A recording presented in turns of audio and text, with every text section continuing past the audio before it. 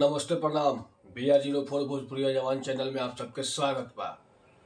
बात करब हम पावर स्टार पवन सिंह के बारे में। यहाँ हुए पावर स्टार पवन सिंह जे काराकाट लोकसभा चुनाव में अपना आपके निर्दलीय प्रत्याशी के रूप में चुनावी मैदान में उतार चुकल बाड़न।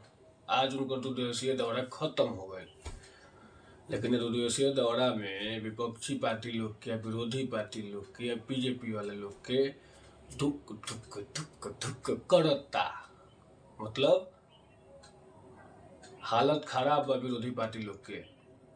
ऐसा सिचुएशन, ऐसा माहौल, अकेले निर्दलीय प्रत्याशी के रूप में चुनावी मैदान में उतर के या विरोधी लोग के अंदर तक ले चल गई बा।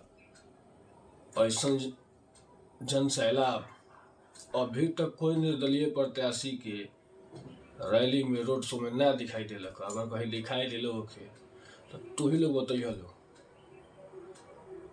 फिलहाल यह हम कहूँ, पावर स्टार जहाँ रहता है वो अपना पावर में ही रहता है और पावर दिखाता है।